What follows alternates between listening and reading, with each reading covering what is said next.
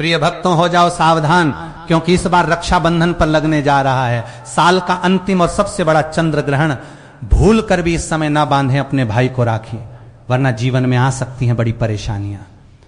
भद्रा का साया भी रहेगा, भद्रा का समय इतने बजे से इतने बजे तक रहेगा और इसी दौरान राखी बांधना माना जाता है बेहद अशुभ। आखिर किस समय राखी बांधनी है, किस समय भूल कर भी राखी नहीं बांधनी है और ग्रहण के समय कौन सा काम करने से बचना है, जानिए पूरी जानकारी इस वीडियो में।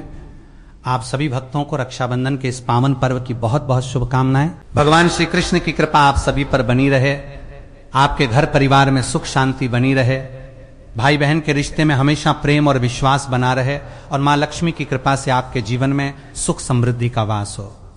प्रिय भक्तों, आज का विषय बहुत ही महत्वपूर्ण है और इस विषय को लेकर इस समय बहुत सारे लोगों के मन में अलग अलग प्रकार के सवाल चल रहे हैं। कहीं कोई कह रहा है कि रक्षाबंधन के दिन ग्रहण है, कहीं कोई कह रहा है कि ग्रहण के कारण राखी नहीं बांधी जा सकती, कोई पूछ रहा है कि राखी किस तारीख को बांधनी है, कोई पूछ रहा है कि सूतक कब से लगेगा, कोई पूछ रहा है कि क्या सूतक में भाई की कलाई पर राखी बांधी जा सकती है, कोई जानना चाहता है कि पूर्णिमा का व्रत कब रखा जाएगा, भगवान सत्यनारायण की पूजा किस समय होगी और अगर किसी जगह पे ग्रहण दिखाई दे रहा है तो वहां रक्षाबंधन किस प्रकार मनाया जाएगा।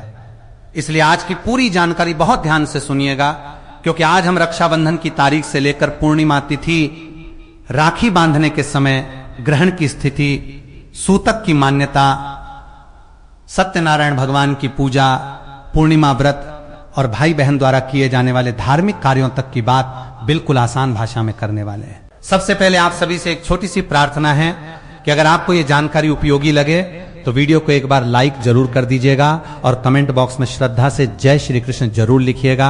भगवान श्री कृष्ण आपके परिवार की हर परेशानी को दूर करें और भाई बहन के इस पवित्र रिश्ते को हमेशा मजबूत बनाए रखें।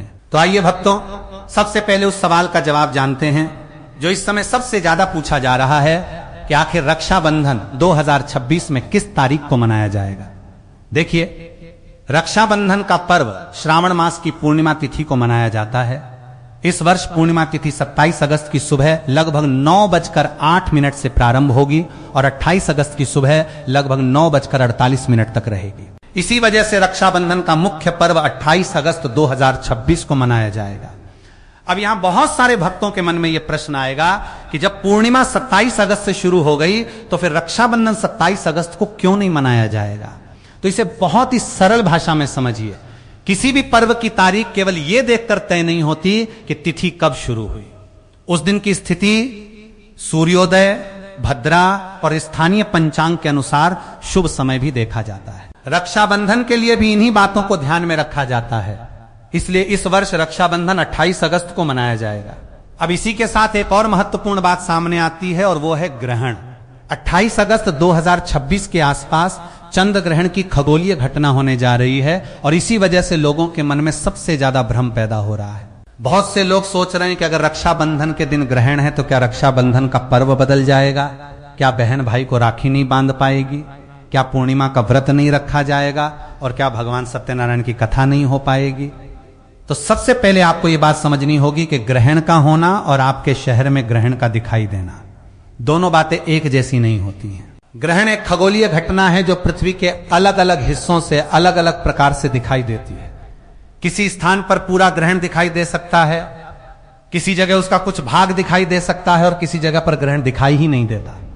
इसलिए केवल यह सुन लेना कि 28 अगस्त को चंद्र ग्रहण है और उसके बाद पूरे भारत के लिए एक ही धार्मिक नियम बना देना सही तरीका नहीं है। अपने स्थान की स्थिति और स्थानीय पंचांग को देखना बहुत जरूरी है। अब आइए थोड़ा सरल तरीके से समझते हैं कि चंद्र ग्रहण होता क्या है। आप सभी जानते हैं कि चंद्रमा रात के आकाश में हमें चमकता हुआ दिखाई देता है, लेकिन चंद्रमा अपना प्रकाश स्वयं पैदा नहीं करता। सूर्य का प्रकाश जब चंद्रमा की सतह पर पड़ता है तो हमें चंद्रमा चमकता हुआ दिखाई देता है। अब जब सूर्य, पृथ्वी और चंद्रमा एक ऐसी स्थिति में आ जाते हैं कि पृथ्वी सूर्य और चंद्रमा के बीच आ जाती है और पृथ्वी की छाया चंद्रमा पर पड़ने लगती है, तब चंद्र ग्रहण की स्थिति बनती है। यही वैज्ञानिक रूप से चंद्र ग्रहण है। इसमें कोई रहस्यमय बात नहीं है, बल्कि ये एक खगोलीय घटना है जिसका अध्ययन वैज्ञानिक वर्षों से करते आ रहे हैं। लेकिन हमारे सनातन धर्म में ग्रहण से जुड़ी धार्मिक मान्यताएं भी बहुत पुरानी हैं। हमारे यहां ग्रहण को राहु और केतु से जुड़ी कथा के माध्यम से समझाया जाता है। समुद्र मंथन की कथा में जब देवताओं और असुरों को अमृत प्राप्त हुआ तो भगवान विष्णु ने मोहिनी रूप धारण करके अमृत का वितरण किया। उसी समय एक असुर देवताओं की पंक्ति में जाकर बैठ गया। सूर्यदेव और चंद्रदेव ने उसे पहचान लिया और भगवान विष्णु को बता दिया। भगवान विष्णु ने सुदर्शन चक्र से उसका सिर उसके शरीर से अलग कर दिया, लेकिन तब तक अमृत की बूंद उसके शरीर में पहुंच चुकी थी, इसलिए वो अमर हो गया और उसके सिर को राहु तथा धड़ को केतु के रूप में जाना गया। धार्मिक मान्यता के अनुसार राहु सूर्य और चंद्रमा से शत्रुता रखता है और समय समय पर उन्हें ग्रसता है। इसी घटना को ग्रहण से जोड़ा गया है। अब देखिए, विज्ञान ग्रहण को एक खगोलीय घटना बताता है और धर्म इसे अपनी आध्यात्मिक परंपरा और कथा के माध्यम से समझाता है। दोनों को अपने अपने स्थान पर समझना चाहिए। हमें विज्ञान को छोड़ने की जरूरत नहीं है और अपनी परंपरा को भूलने की भी जरूरत नहीं है। विज्ञान हमें यह बताता है कि ग्रहण किस कारण से होता है और धार्मिक परंपराएं हमें यह बताती हैं कि ग्रहण के समय किस प्रकार संयम और साधना की जाती रही है। इसलिए इस विषय को लेकर डरने की बिल्कुल आवश्यकता नहीं है। अब बात करते हैं सूतक की, क्योंकि रक्षाबंधन और ग्रहण को लेकर सबसे ज्यादा सवाल सूतक को लेकर ही पूछे जा रहे हैं।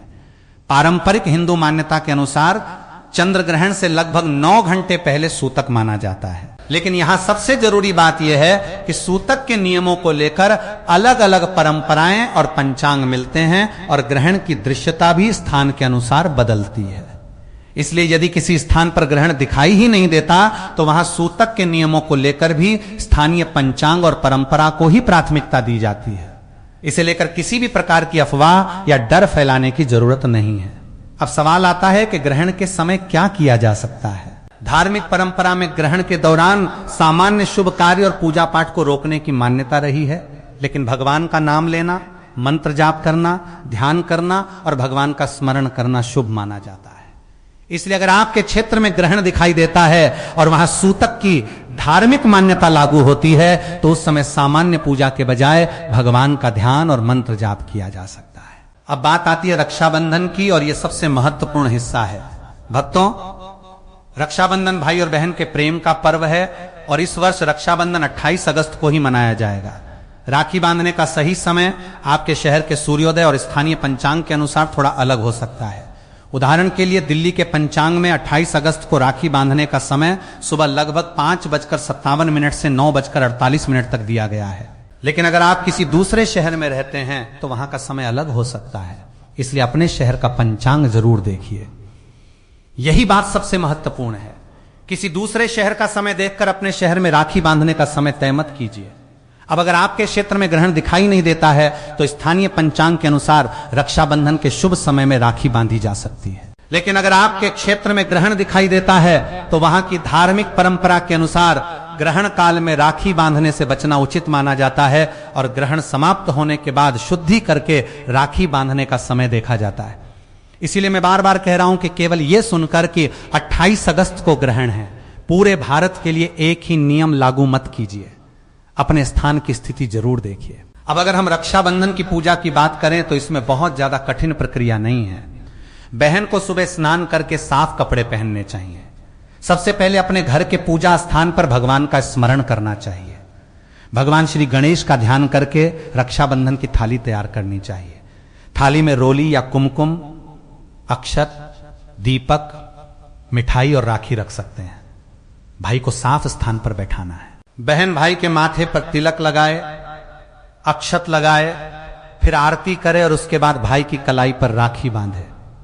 राखी बांधते समय मन में अपने भाई के लिए भगवान से प्रार्थना करनी है कि भगवान उसे स्वस्थ रखें, जीवन में सफलता दें, सभी परेशानियों से बचाएं और उसके जीवन में सुख समृद्धि बनाए रखें। भाई भी अपनी बहन के लिए मन में यही प्रार्थना कर सकता है कि भगवान उसकी बहन को हमेशा खुश रखें, उसके जीवन में किसी प्रकार की परेशानी ना आए और भाई बहन का रिश्ता हमेशा प्रेम से भरा रहे।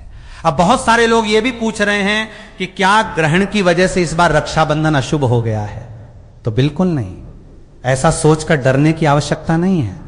ग्रहण एक खगोलीय घटना है और धार्मिक परंपरा में इससे जुड़े कुछ नियम हैं। रक्षाबंधन एक पवित्र पर्व है, दोनों को अलग अलग समझना चाहिए।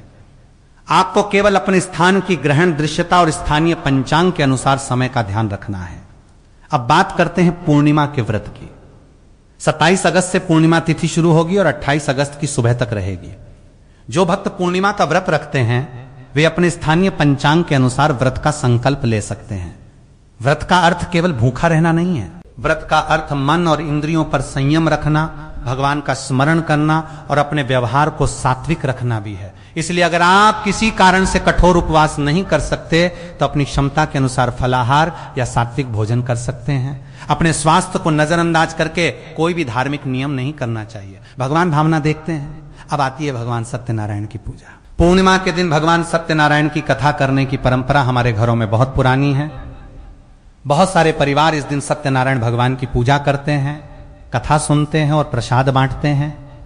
लेकिन अगर आपके क्षेत्र में ग्रहण दिखाई देता है तो पारंपरिक नियमों के अनुसार ग्रहण काल में सामान्य पूजा स्थगित करके ग्रहण समाप्त होने के बाद स्नान और शुद्धि करके पूजा करना उचित माना जाता है। वहीं अगर आपके क्षेत्र में ग्रहण दिखाई नहीं देता है तो स्थानीय पंचांग के अनुसार सत्यनारायण भगवान की पूजा का समय तय किया जा सकता है। इसीलिए जो लोग सत्यनारायण भगवान की कथा कराने वाले हैं वे पहले अपने शहर का पंचांग जरूर देख लें। अब बात करते हैं चंद्रमा को अर्घ्य देने की। पूर्णिमा के दिन चंद्र दर्शन करके अर्घ्य देने की परंपरा कई परिवारों में है, लेकिन इस बार चंद्र ग्रहण की स्थिति होने के कारण चंद्र अर्घ्य का समय भी आपके स्थान पर चंद्रमा के दिखाई देने और ग्रहण की स्थिति के अनुसार बदल सकता है। इसलिए चंद्र अर्घ्य के लिए भी स्थानीय पंचांग को ही प्राथमिकता दें। अब यहाँ एक बहुत महत्वपूर्ण बात विदेशों में रहने वाले हमारे दर्शकों के लिए है। हमारे बहुत सारे भाई बहन भारत से बाहर रहते हैं। कोई अमेरिका में है, कोई कनाडा में है, कोई ब्रिटेन में है, कोई यूरोप में है, कोई ऑस्ट्रेलिया में है और कोई दूसरे देशों में। तो उनके लिए भारत का समय सीधे लागू नहीं होगा। ग्रहण की दृश्यता हर देश में अलग हो सकती है।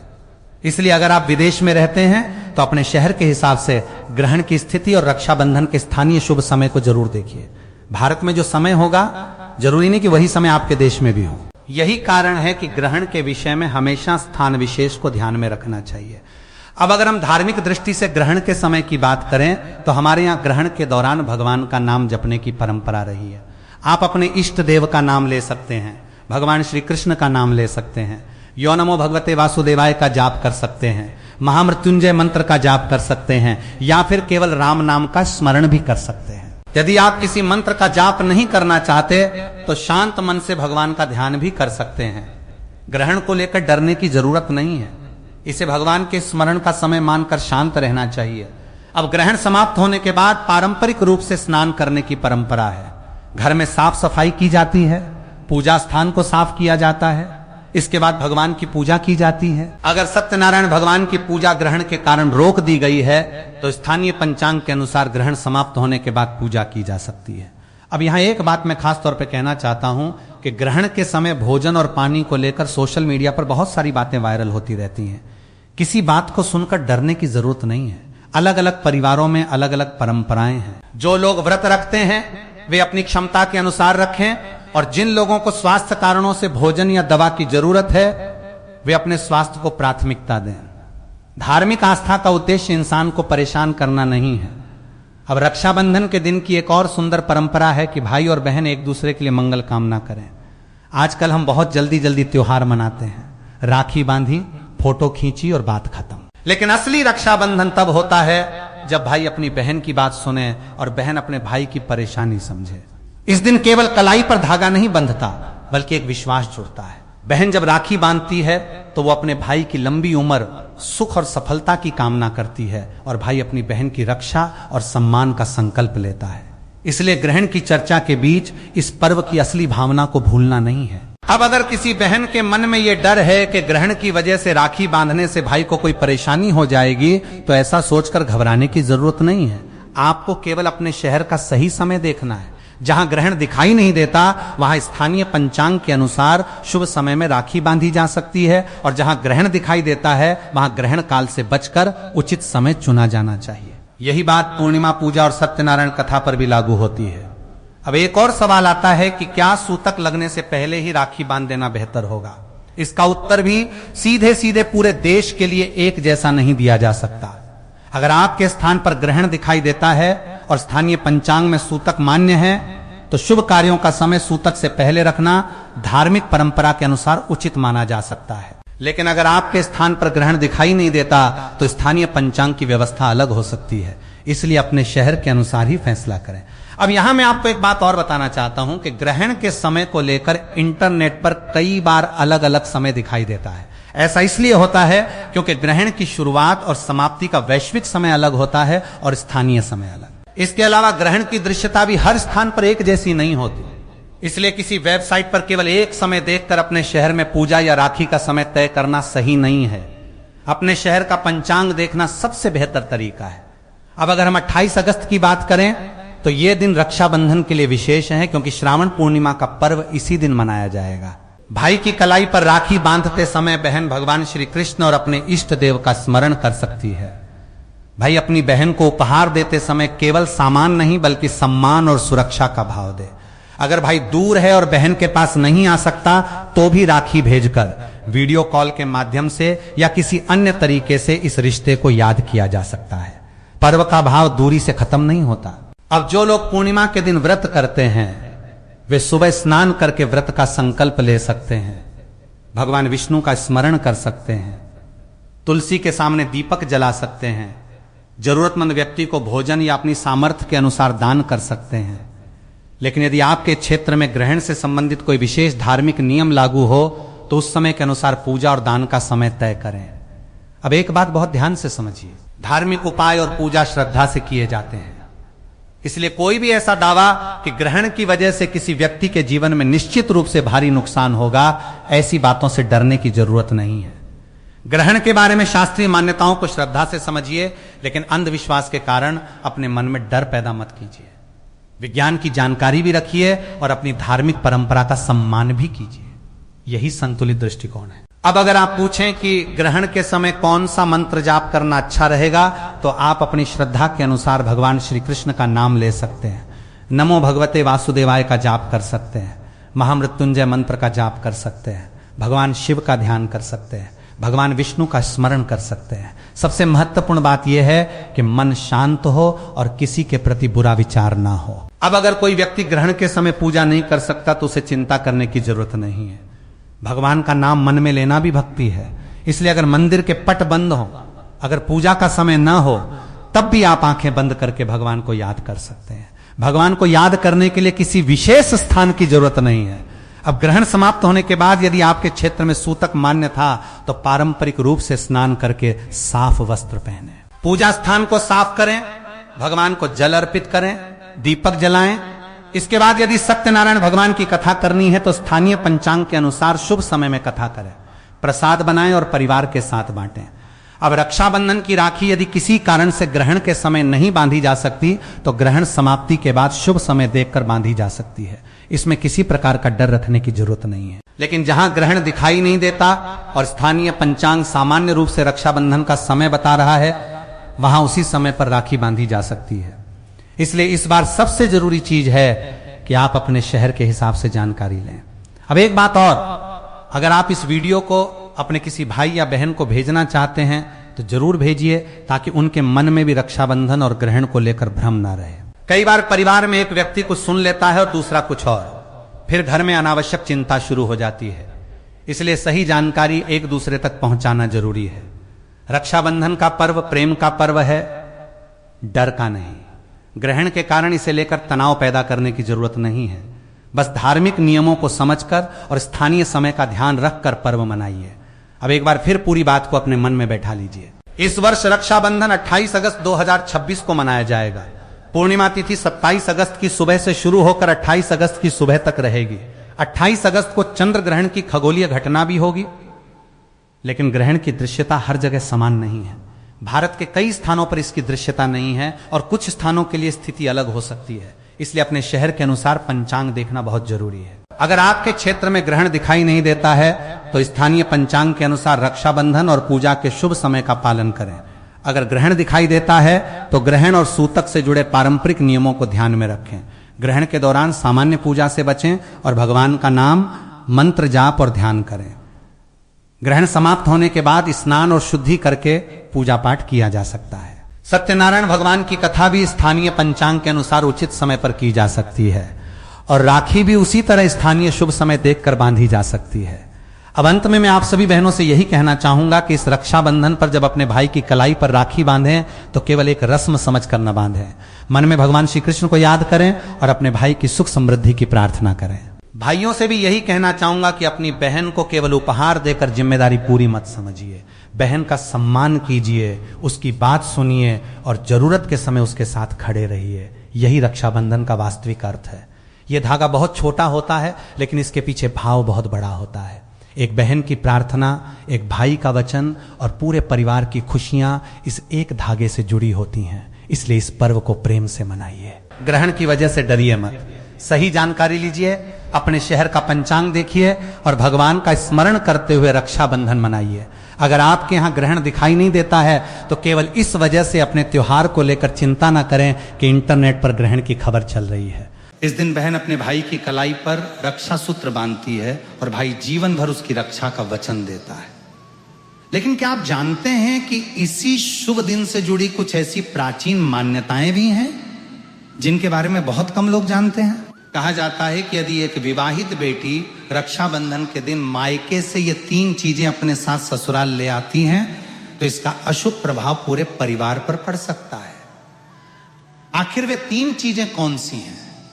इनके पीछे क्या धार्मिक कारण बताए गए हैं और रक्षाबंधन 2026 पर किन बातों का विशेष ध्यान रखना चाहिए ताकि घर में सुख समृद्धि और मां लक्ष्मी की कृपा बनी रहे। लेकिन उससे पहले जानते हैं साल 2026 के रक्षाबंधन के बारे में। दोस्तों, रक्षाबंधन का ये पावन त्योहार हर साल सावन की पूर्णिमा को मनाया जाता है, लेकिन इस बार 2026 में बड़ी उलझन बनी हुई है।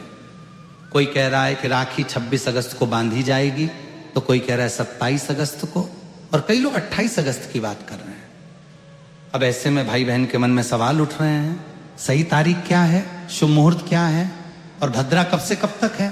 तो दोस्तों, जरा भी कंफ्यूज मत होइए, क्योंकि आज की इस वीडियो में हम आपको बताएंगे रक्षाबंधन की सही तारीख, शुभ समय और भद्रा काल की पूरी जानकारी। साथ ही जानेंगे कुछ ऐसे खास उपाय जो हर बहन को रक्षाबंधन पर जरूर करने चाहिए। तो चलिए बिना देरी किए शुरू करते हैं आज की खास वीडियो। दोस्तों, रक्षाबंधन हर साल सावन माह की पूर्णिमा तिथि को मनाया जाता है, लेकिन शास्त्रों में यह साफ कहा गया है कि भद्रा काल में राखी नहीं बांधनी चाहिए। अगर कोई बहन भद्रा के दौरान राखी बांधती है तो यह अशुभ माना जाता है और ऐसा करना नुकसानदेह भी हो सकता है। शास्त्रों में स्पष्ट लिखा है कि भद्रा का त्याग करके ही रक्षाबंधन मनाना चाहिए। अब बात आती है, रक्षाबंधन किस दिन मनाया जाए, 27 अगस्त को या 28 अगस्त को? इस बार कई लोग कह रहे हैं कि 27 अगस्त को ही राखी बांधनी चाहिए, लेकिन वहीं को ज्योतिषाचार्य और विद्वान मानते हैं कि भद्रा के कारण 28 अगस्त को राखी बांधनी चाहिए। तो अब आप सोच रहे होंगे सही क्या है और गलत क्या है। तो दोस्तों, आप बिल्कुल मत घबराइए, क्योंकि आज की इस प्राचीन जानकारी के ज्ञानवर्धक वीडियो में हम आपको एकदम सटीक जानकारी देने जा रहे हैं। साथ में बताएंगे कि भद्रा काल का समय क्या रहेगा और राखी बांधने का शुभ मुहूर्त कब तक है, क्योंकि रक्षाबंधन एक पावन और भावनात्मक पर्व है और यदि आप इसे सही मुहूर्त में मनाते हैं तो भाई बहन दोनों के जीवन में सुख शांति और समृद्धि आती है। अब बात आती है एक बेहद दिलचस्प और खास जानकारी की। हर बहन को रक्षाबंधन पर अपने भाई को एक गुप्त चीज जरूर खिला देनी चाहिए। जी हाँ दोस्तों, ऐसा करने से भाई के घर परिवार में कभी कोई तकलीफ नहीं आती, लक्ष्मी माँ की कृपा बनी रहती है और भाई की तरक्की दिन दुगनी रात चौगुनी होती है। ऐसी बहन को भी माता लक्ष्मी का आशीर्वाद मिलता है। भक्तों, इस बार का रक्षाबंधन इसलिए भी खास है क्योंकि इस दिन कुछ ऐसे विशेष कार्य हैं जो हर माता बहन को जरूर करने चाहिए। ऐसे काम जो आपके जीवन में बरकत लाते हैं, भाई की उम्र लंबी करते हैं और धन की वर्षा करते हैं। दोस्तों, रक्षाबंधन का त्योहार भाई बहन के अटूट प्यार का प्रतीक। इस दिन बहन अपने भाई की कलाई पर प्यार और रक्षा का धागा यानी रक्षा सूत्र बांधती है और भगवान से भाई की लंबी उम्र और अच्छे स्वास्थ्य की प्रार्थना करती है। और भाई भी अपनी प्यारी बहन को हमेशा हर मुसीबत से बचाने का वादा करता है। लेकिन दोस्तों, इस पवित्र रिश्ते के त्योहार को मनाते वक्त एक चीज का खास ध्यान रखना बहुत जरूरी है, और वो है भद्रा काल। शास्त्रों में साफ लिखा है कि भूलकर भी भद्रा काल में राखी नहीं बांधनी चाहिए। अब आप सोच रहे होंगे ऐसा क्यों? तो भाइयों बहनों, खुशखबरी यह है कि इस बार रक्षाबंधन पर भद्रा का साया नहीं है। जी हां, पिछले 2-3 सालों से भद्रा के चलते त्योहार का मजा थोड़ा फीका हो जाता था, लेकिन 2026 में ऐसा कुछ नहीं होगा। भद्रा तो जरूर लगेगी, पर उसका समय 27 अगस्त को ही समाप्त हो जाएगा। यानी रक्षाबंधन के दिन आप पूरे दिन राखी बांध सकते हैं। चलिए भक्तों, अब हम जान लेते हैं कि राखी बांधने का शुभ मुहूर्त कब से कब तक रहेगा। तो देखिए भक्तों, 28 अगस्त को राखी बांधने का सही समय सुबह 5:04 से लेकर सुबह 9:45 तक है। 28 अगस्त 2026 यानी शुक्रवार के दिन राहु काल सुबह 10:45 से शुरू होकर दोपहर 12:20 तक रहेगा। इस 1 घंटे 35 मिनट के दौरान राहु काल का साया रहेगा और इस दौरान राखी बांधने की सख्त मनाही है। पंचांग के अनुसार रक्षाबंधन पर सर्वार्थ सिद्धि योग, श्रवण और धनिष्ठा नक्षत्र का संयोग रहेगा। इस दौरान राखी पर पूरे दिन सौभाग्य योग बना रहेगा। इसलिए हम आपसे फिर एक बार कहेंगे, भूल कर भी भद्रा काल और राहु काल में राखी न बांधें। तो भक्तों, बने रहिए हमारे साथ, क्योंकि आगे हम आपको बताएंगे वे 3 खास काम जो यदि आप रक्षाबंधन के दिन कर लेते हैं तो सिर्फ भाई ही नहीं, पूरी फैमिली को मिलेगी माँ लक्ष्मी की कृपा। चलिए भक्तों, अब हम आपको बता देते हैं कि रक्षाबंधन की शुरुआत कैसे करें, भाई को राखी किस नियम से बांधें, पूजा विधि और कुछ जरूरी नियमों के बारे में। रक्षाबंधन के दिन बहनें नहाकर साफ सुथरे और नए वस्त्र पहनकर अपने भाई की कलाई में राखी बांधती हैं। लेकिन दोस्तों, काले रंग के कपड़े पहनने से बचना चाहिए, क्योंकि ये शुभ नहीं माना जाता। फिर तैयार की जाती है पूजा की थाली, जिसमें रखे जाते हैं रोली, चंदन, अक्षत, चावल, राखी, मिठाई और एक शुद्ध घी का दीपक। दीपक आप चाहे तो आटे का बना लें या मिट्टी या पीतल का, जिससे आप अपने भाई की आरती करेंगे। अब थाली तैयार हो जाए तो सबसे पहले भगवान को समर्पित करें। मंदिर जाकर या घर के मंदिर में भगवान की कलाई पर पहली राखी बांधें। फिर अपने भाई को पूर्व या उत्तर दिशा की ओर बिठाएं और खुद पश्चिम दिशा की ओर रहें। सबसे पहले भगवान गणेश को राखी बांधें, फिर भाई की कलाई के लिए थाली सजाएं। अब भाई को तिलक करें, रोली, चंदन और अक्षत लगाएं, थोड़े फूल या चावल उनके सिर पर छिड़कें, फिर करें भाई की आरती। इसके बाद दाहिने हाथ की कलाई में राखी बांधें और उन्हें मिठाई खिलाएं। अब भाई भी अपनी बहन से वचन दे, बहन मैं सदा तेरी रक्षा करूंगा, तुझे कभी दुख नहीं दूंगा, तुझे डांटूंगा नहीं, तेरी हर बात मानूंगा, हर इच्छा पूरी करूंगा। अगर माए बाप नहीं हैं तो मैं पिता बनकर तेरा सहारा बनूंगा और माए बनकर तेरा पालन करूंगा। जितना मुझसे होगा उससे कहीं अधिक करूंगा। और फिर भाई बहन को उपहार जरूर दें। दोस्तों, ध्यान रखें कि रक्षाबंधन पर भाई को काली राखी नहीं बांधनी चाहिए। लाल रंग की राखी सबसे शुभ और मंगलकारी मानी जाती है। और भाई भी बहन को ऐसा उपहार दे जो शुभ हो। कभी भी उपहार में छुरी, चाकू, सफेद कपड़े या चप्पल न दें, क्योंकि ये अशुभ संकेत माने जाते हैं। बल्कि कोई सुंदर दक्षिणा दें, क्योंकि जब एक बहन अपने भाई को भाई का दर्जा देती है तो भाई भी उसे कुछ खास देने का कर्तव्य निभाए। धर्मशास्त्रों में लिखा है, रक्षाबंधन पर बहन को भाई के घर जाना चाहिए। अगर बहन नहीं जाती और भाई खुद आता है तो शास्त्रों के अनुसार बहन को दोष लग सकता है।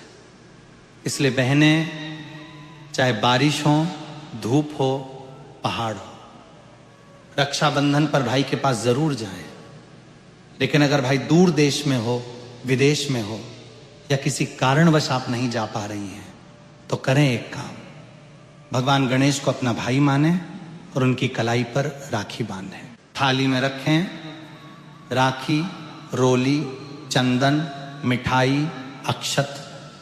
श्रद्धा से बांधी गई राखी भगवान की कृपा से अपने आप भाई तक पहुंच जाती है। ऐसी राखी सिर्फ एक धागा नहीं होती, वो ईश्वर का आशीर्वाद बन जाती है। तो दोस्तों, इस रक्षाबंधन को भूलिएगा नहीं। शुभ मुहूर्त और भद्रा काल का ध्यान रखिएगा और मनाइए इस पावन पर्व को पूरी आस्था, प्रेम और श्रद्धा के साथ। दोस्तों, रक्षाबंधन के दिन क्या खाना चाहिए और क्या नहीं, ये जानना उतना ही जरूरी है जितना कि राखी बांधना।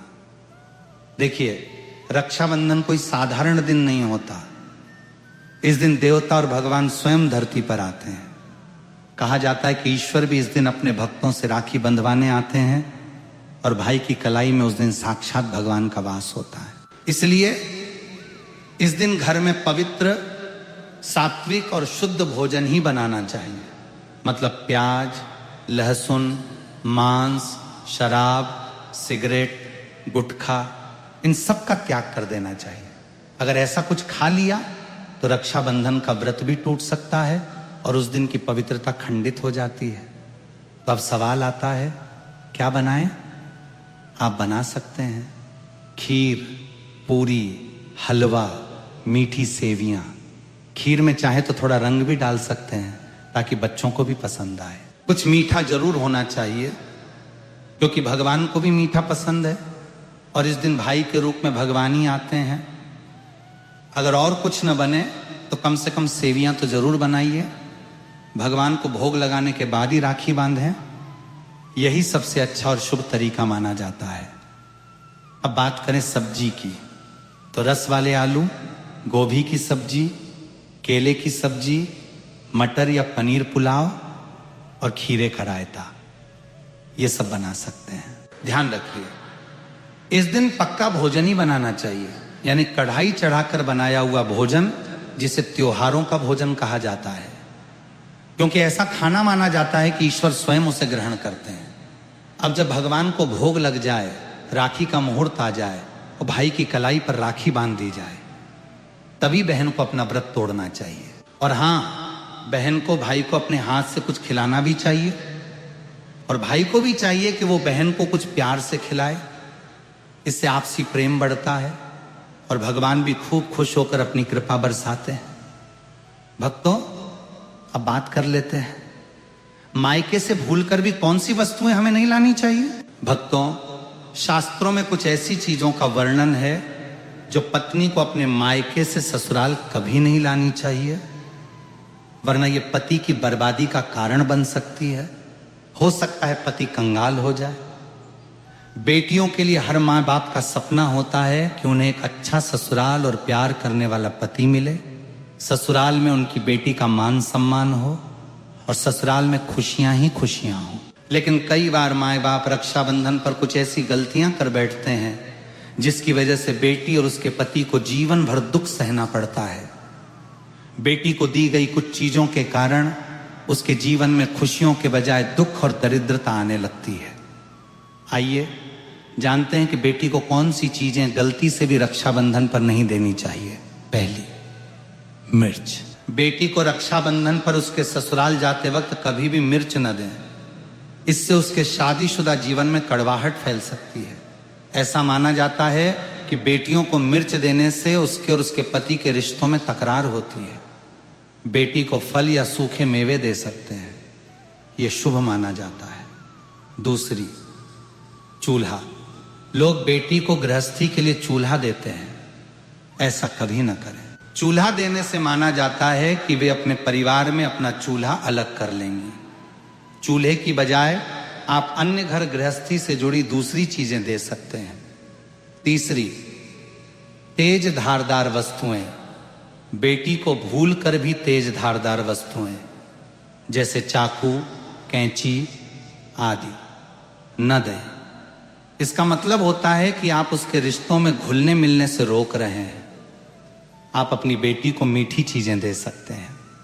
चौथी, आचार। बेटी को रक्षाबंधन पर भूलकर भी अचार न दें, इससे उसके रिश्ते में खटास आ जाती है, जबकि आप खाने पीने की बाकी चीजें दे सकते हैं। पांचवी, काली वस्तुएं। वेद पुराणों और शास्त्रों में साफ साफ लिखा है कि रक्षाबंधन पर किसी भी माता पिता को अपनी पुत्री को उसके ससुराल जाते वक्त कोई भी काली वस्तु, काले कपड़े या कोई भी काला सामान नहीं देना चाहिए। इससे उसके जीवन में नकारात्मक शक्तियों का वास हो जाता है। छठी, ताला चाबी। दोस्तों, अक्सर देखा गया है कि रक्षाबंधन पर कई लड़कियां अपने मायके जाती हैं और वहां से अपने ससुराल नया ताला चाबी लेकर आती हैं। शास्त्रों में इस चीज की सख्त मनाही है। किसी भी लड़की को अपने मायके से ससुराल कोई भी ताला चाबी नहीं लाना चाहिए। ऐसा वर्णित है कि ऐसा करने से उस लड़की के पति के भाग्य में परेशानी, दिक्कत और समस्याएं आना शुरू हो जाती हैं। इसलिए भूल कर भी रक्षाबंधन पर आप अपने घर से ताला चाबी अपने ससुराल न ले जाएं। अब एक जरूरी बात, बहन को रक्षाबंधन पर व्रत जरूर रखना चाहिए। अगर बहन व्रत नहीं रखती, सिर्फ औपचारिक राखी बांध देती है, तो भाई की उम्र पर असर पड़ता है और पर्व का पुण्य भी नहीं मिलता। ईश्वर नाराज हो जाते हैं। और अब सुनिए, एक ऐसा चमत्कारी उपाय है जिसे अगर कोई बहन रक्षाबंधन के दिन करती है तो दुनिया की कोई ताकत उसे धनवान होने से नहीं रोक सकती। इस उपाय से भाई को ऊंचा पद मिल सकता है, सरकारी नौकरी लग सकती है, व्यापार चल निकलता है, भाई को कभी किसी की नजर नहीं लगती, कभी कोई दुर्घटना नहीं होती और सबसे बढ़कर भाई बहन का प्यार अमर हो जाता है। ये उपाय क्या है, ये हम अगले भाग में आपको जरूर बताएंगे। दोस्तों, आइए जानते हैं रक्षाबंधन के दिन का एक बेहद खास और चमत्कारी उपाय, जो अगर बहन पूरे विश्वास से करें तो भाई की किस्मत बदल सकती है। सबसे पहले जब आप भाई को राखी बांध लें तो अपने हाथ में कुछ रुपए लेकर मुट्ठी बांध लें और उन पैसों को लेकर भाई के ऊपर से 7 बार उतारा करें। अब वे पैसे लेकर जाएं और एक और सुंदर सी राखी खरीदें। उस राखी को किसी धार्मिक पेड़ जैसे पीपल के वृक्ष पर बांध दें, वृक्ष पर तिलक करें, मीठा भोग अर्पित करें और पूरी श्रद्धा से वो राखी पेड़ को बांधें। मान्यता है कि ऐसा करने से भाई की हर प्रकार की बुरी शक्तियों से रक्षा होती है। राहु, शनि, पितृदोष, काल सर्प या गरीबी का दोष, कुछ भी उसका बाल भी बांका नहीं कर सकता। तंत्र शास्त्र के अध्याय में ये उपाय स्पष्ट लिखा गया है।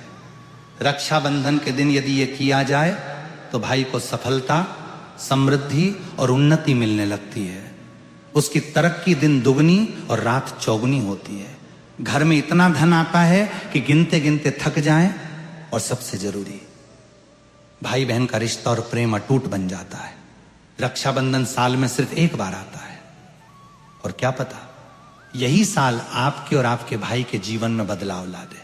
विशेष रूप से यह पर्व विश्वास, प्यार और प्रेम का पर्व है जिसका वर्तमान समय में अत्यधिक महत्व है।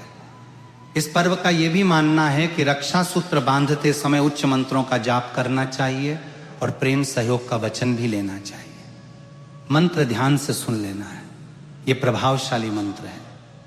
भाई की कलाई पर राखी बांधते समय इस मंत्र का जाप करें। भाई बहन दोनों आपस में एक एक बार मंत्र जरूर बोलें। किस तरह बोलना है, ध्यान से सुने। था महालक्ष्मी नमः, क नमो भगवते वासुदेवाय नमः, श्री शिवाय नमस्तुभ्यम। इस मंत्र का जाप करें, दोनों ही भाई बहन दोनों जाप करें। आपस में एक एक बार अवश्य मंत्र बोलें। और आपको बता दें, राखी का इस्तेमाल किस प्रकार करना चाहिए, किस तरह की राखी का उपयोग करें। आपको प्लास्टिक आदि से जो त्वचा को नुकसान पहुंचाए हर हाल में बचना चाहिए, क्योंकि हमें पर्यावरण और व्यक्तियों को नुकसान न पहुंचाने के साथ शुद्धता और भावना की शुद्धता का भी ध्यान रखना है। रक्षाबंधन एक पवित्र पर्व है, इस कारण इसकी पवित्रता बनाए रखने के लिए खिलौने, प्लास्टिक या अन्य नुकसान पहुंचाने वाले पदार्थों से बनी राखी का प्रयोग नहीं करना चाहिए। रक्षा सूत्र के लिए रेशम का धागा, सूती धागा या फिर मौली धागे का प्रयोग सबसे शुभ माना जाता है। यदि संभव हो सके तो उसके अतिरिक्त चांदी या फिर सोने की भी राखी का उपयोग किया जा सकता है। दोस्तों, इस रक्षाबंधन पर भाई बहन के रिश्ते को और भी मजबूत करने के लिए कुछ और बातों का ध्यान रखना चाहिए। जैसे कि रक्षाबंधन के दिन भाई बहन को आपस में कभी भी झगड़ा नहीं करना चाहिए, क्योंकि इस दिन का हर क्षण पवित्र और शुभ माना जाता है। अगर इस दिन आपस में मनमुटाव हो जाता है तो ये पूरे साल के लिए अशुभ संकेत माना जाता है। इसलिए इस दिन हर बात को हंसते हंसते प्यार से सुलझाना चाहिए और एक दूसरे के प्रति सम्मान और स्नेह बनाए रखना चाहिए। साथ ही रक्षाबंधन के दिन भाई को भी कुछ विशेष नियमों का पालन करना चाहिए। भाई को चाहिए कि वो इस दिन शुद्ध सात्विक भोजन करे और किसी भी प्रकार के नशे या तामसिक चीजों से दूर रहे, क्योंकि इस दिन भाई की कलाई पर जो रक्षा सूत्र बंधता है वो भगवान के आशीर्वाद का प्रतीक होता है, और यदि भाई इस दिन कोई पाप करता है तो वो आशीर्वाद निष्फल हो सकता है। इसलिए भाई को इस दिन विशेष रूप से ध्यान रखना चाहिए कि वो किसी भी प्रकार के अशुभ कार्य में लिप्त न हो और अपनी बहन के प्रति अपने कर्तव्यों को पूरी निष्ठा से निभाए। एक और महत्वपूर्ण बात, रक्षाबंधन के दिन बहन को भाई के साथ मंदिर अवश्य जाना चाहिए और भगवान शिव, माता पार्वती और भगवान गणेश की पूजा करनी चाहिए। ऐसा करने से भाई बहन के रिश्ते में दिव्यता आती है और भगवान की कृपा से दोनों को जीवन में सुख समृद्धि प्राप्त होती है। इस दिन मंदिर में शिवलिंग पर जल चढ़ाना, बेलपत्र अर्पित करना और च नमः शिवाय मंत्र का जाप करना बेहद शुभ माना जाता है। इसके अलावा भगवान गणेश को राखी बांधना भी बहुत खास होता है, क्योंकि गणेश जी सभी बाधाओं को दूर करने वाले देवता माने जाते हैं। दोस्तों, रक्षाबंधन का ये पर्व न केवल भाई बहन के प्रेम का प्रतीक है, बल्कि ये समाज, परिवार और रिश्तों की मजबूती का भी प्रतीक है। इस दिन एक दूसरे को उपहार देने, मिठाई खिलाने और स्नेह बांटने की परंपरा सदियों से चली आ रही है। लेकिन आज के समय में जब भाई बहन अक्सर दूर दूर रहते हैं, वीडियो कॉल और डिजिटल माध्यमों से भी राखी बांधने की परंपरा निभाई जा रही है। हालांकि शास्त्रों में यह कहा गया है कि जब तक संभव हो भाई और बहन को एक साथ बैठकर ही राखी बांधनी चाहिए, क्योंकि इससे रिश्ते की गर्माहट और भावनात्मक जुड़ाव बना रहता है। लेकिन अगर भाई बहुत दूर हो और मिलना संभव न हो तो आप डाक या कुरियर के माध्यम से राखी भेज सकते हैं और एक निश्चित समय पर वीडियो कॉल करके राखी बांध सकते हैं। इस दौरान भाई बहन को एक दूसरे को आशीर्वाद देना चाहिए और प्रेम का वचन देना चाहिए। इसके अलावा रक्षाबंधन के दिन कुछ विशेष दान पुण्य करने का भी विधान है। मान्यता है कि इस दिन यदि कोई व्यक्ति किसी जरूरतमंद को भोजन, वस्त्र या धन का दान करता है तो उसे भगवान का विशेष आशीर्वाद प्राप्त होता है। विशेषकर इस दिन गाय को हरी घास या चारा खिलाना, कुत्ते को रोटी देना और पक्षियों को दाना पानी देना बहुत पुण्यकारी माना जाता है। ऐसा करने से भाई की आयु लंबी होती है और परिवार में सुख समृद्धि का वास होता है। शास्त्रों में यह भी कहा गया है कि रक्षाबंधन के दिन बहन को अपने भाई को मिठाई खिलाने के बाद स्वयं भी कुछ मीठा खाना चाहिए और परिवार के अन्य सदस्यों को भी मिठाई बांटनी चाहिए। ऐसा करने से मिठास सिर्फ खाने में ही नहीं बल्कि रिश्तों में भी बनी रहती है। भक्तों, रक्षाबंधन का यह पर्व हमें सिखाता है कि रिश्ते कितने कीमती होते हैं और उन्हें कैसे निभाना चाहिए। इस दिन भाई बहन एक दूसरे के प्रति अपनी जिम्मेदारियों को याद करते हैं और उन्हें निभाने का संकल्प लेते हैं। इसलिए इस रक्षाबंधन को आप भी पूरी श्रद्धा और आस्था के साथ मनाएं और अपने भाई बहन के साथ इस पवित्र रिश्ते को और भी गहरा करें। हाँ, भद्रा काल और राहु काल का ध्यान अवश्य रखें और शुभ मुहूर्त में ही राखी बांधें ताकि आपको इस पर्व का पूरा पुण्य प्राप्त हो सके। दोस्तों, ये रक्षाबंधन विशेष है क्योंकि ये न केवल भाई बहन के अटूट प्रेम का प्रतीक है, बल्कि ये हमें हमारी संस्कृति, हमारे धर्म और हमारी परंपराओं से भी जोड़ता है। इस दिन भाई बहन एक दूसरे की खुशी के लिए भगवान से प्रार्थना करते हैं और अपने रिश्ते को मजबूत करने का संकल्प लेते हैं। तो चलिए इस रक्षाबंधन को एक नई शुरुआत के रूप में मनाएं, जहां प्रेम, विश्वास और सम्मान की डोर हर रिश्ते को मजबूती से बांधे। अंत में मेरी आप सभी भक्तों से यही प्रार्थना है कि इस रक्षाबंधन को आप पूरी श्रद्धा, आस्था और नियमों के साथ मनाएं। भद्रा काल का ध्यान रखें, शुभ मुहूर्त में राखी बांधें, सात्विक भोजन करें, और अपने भाई बहन के साथ इस पवित्र पर्व का आनंद लें। भगवान शिव, माता पार्वती और भगवान गणेश की कृपा आप सभी पर सदा बनी रहे। रक्षाबंधन की हार्दिक शुभकामनाएं। हर हर महादेव। शुभ रक्षाबंधन।